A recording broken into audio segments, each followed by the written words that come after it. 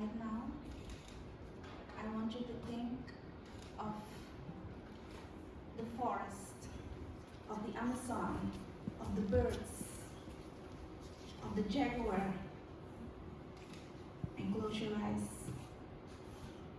And think of rainfall, waterfalls.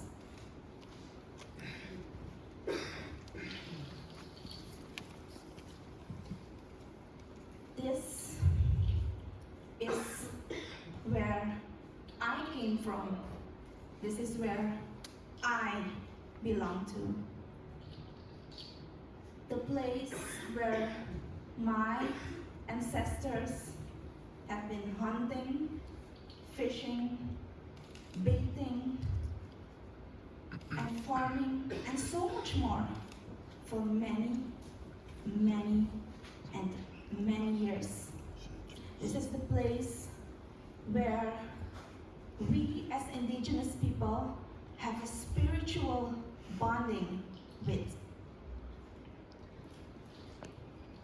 Day dito, siya man artist. Dito, Suriname kondo. Au yetamam siya man artist. Au Suriname bono awa. My name is Shaman Artis, and I'm a descendant from the Lukono and the Kalinya tribe from Suriname. If we look around the world, then if we look at the areas and the places where the indigenous people live, then we can see that these places are the most, or the best and great looking places of the whole world. They are the most preserved areas of the world. But it's thanks to the way of how we are living, the sustainable life, the fact how we actually treat our nature, and the respect that we have for every living being. And this is also the case in Suriname. The areas and the places where the indigenous people and the tribal people live are the most preserved places in Suriname. And now, Surinamese people can say, and they can proudly say, Suriname, the world's most forested country on earth. 93% forest. But it's because of us as indigenous and also the tribal folks that they can proudly now make that statement. Today, I am here because I'm fighting for the future of the next generation of Suriname, and especially the indigenous children and youths. And I just don't say it like that, the future of Suriname's next generation. It is because it's the truth.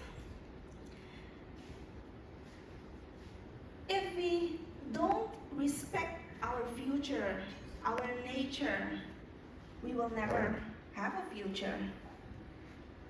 Since 1492, when the Spaniards have conquered Suriname, we as indigenous people have been facing injustice. Then, in the 1615, the Englishmen came and they took over Suriname. And then, the Dutchmen came and they also took over Suriname. But our situation as indigenous people remained the same. We were deprived from our lands, our inhabitants were destroyed, and we were made slaves, and we were forced to work on the plantations. Genocide took place. But we fought and we fought until the bitter end for freedom. And 11 years later, it was agreed that the labor of the indigenous people and the indigenous population would no longer be used on the plantations. But in 1975, Suriname became independent. So now, or then, we were free. We were a free country. And guess what? Guess what happened to the indigenous people? Yes, we are still in the same situation. Today, 12th of October 2023, we still remain in the same situation. Governments come, governments go, governments come, and government go.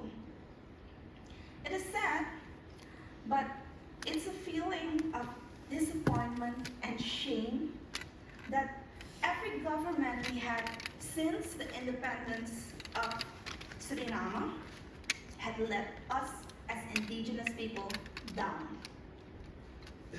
They have promised policies that would lead us into a great sustainable future, but their actions never reflected their words.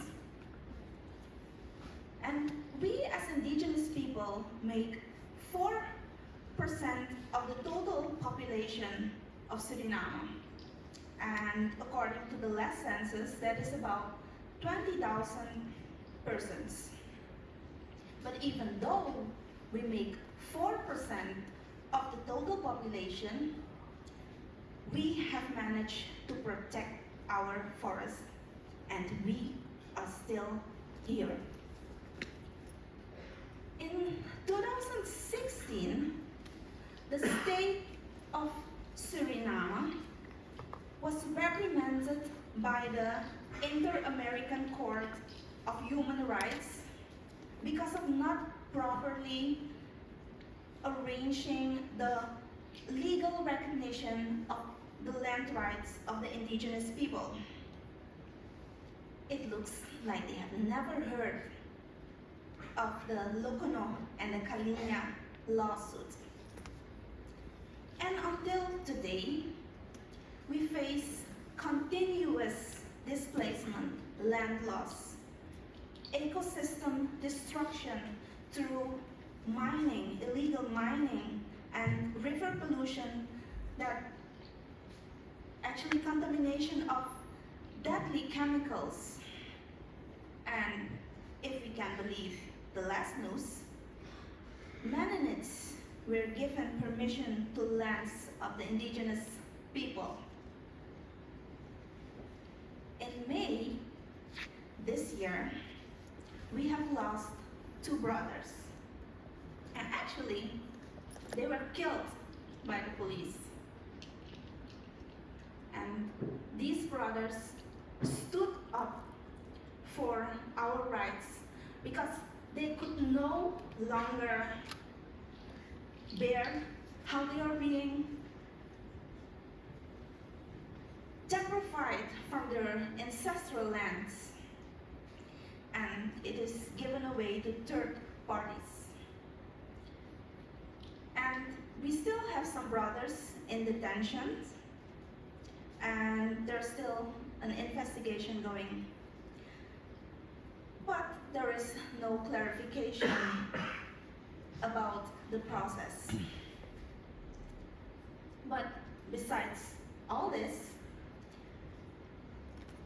we also have a lot of problem in our communities. No access to follow-up education, no or lack of electricity, little to no access to clean drinking water, inadequate sanitation, inadequate health care, poor public transportation, poor infrastructure, very pricey products in our villages, poor communication traffic. So we are living under worse conditions than the average Surinamese population. And We as indigenous people, we can't separate ourselves from nature because that is who we are. It is unacceptable that our own government has done nothing for us. We have put our trust in them, and they should be ashamed.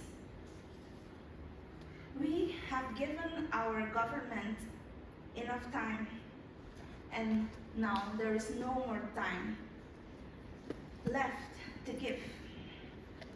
If they aren't willing to lead us into the future where we are proud to leave our children, and then I will say something that will maybe be harsh, but then they should get out of our way and let us live in peace.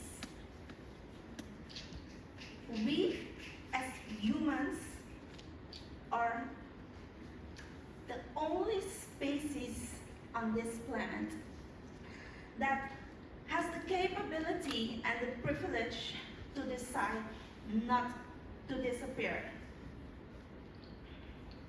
And I have not come here to beg my government. They have ignored us in the past, and they will ignore us again. I have come here to let you know that a change is coming.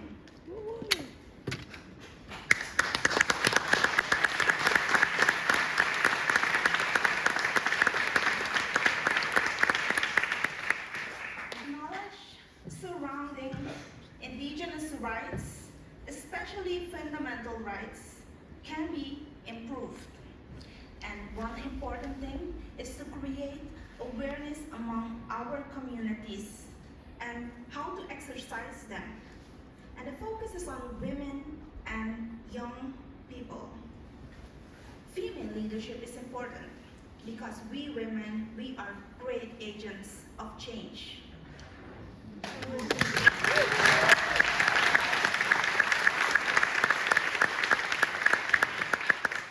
Women's participation in decision-making process is important for the decolonial struggle. And the young people, we also need them because they are the leaders of tomorrow. And we need to create stronger leaders. Leaders that can understand us. Leaders that can stand up for their fundamental rights and become more involved in community development. But we need education programs, we need workshops, and we need tools for this.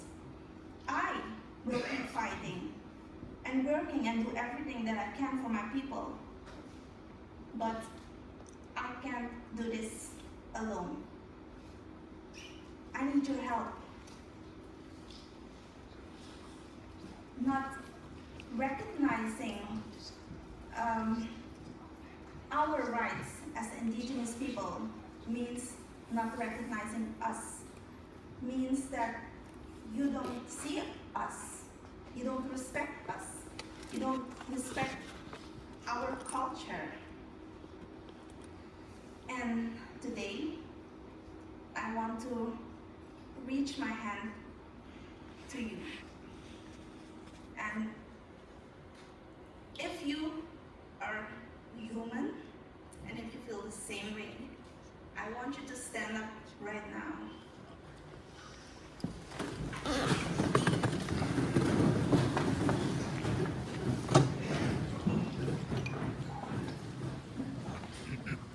I want you to make this fist. I am here, you are there. We are all humans.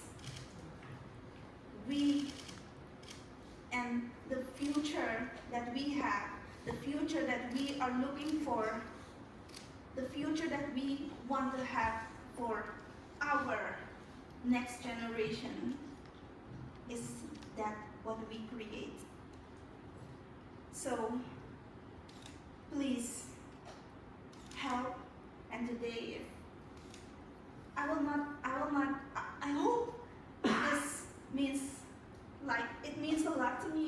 this means a lot to you guys too.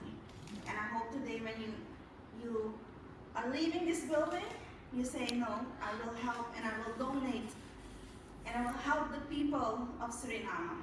So thank you. Thank you.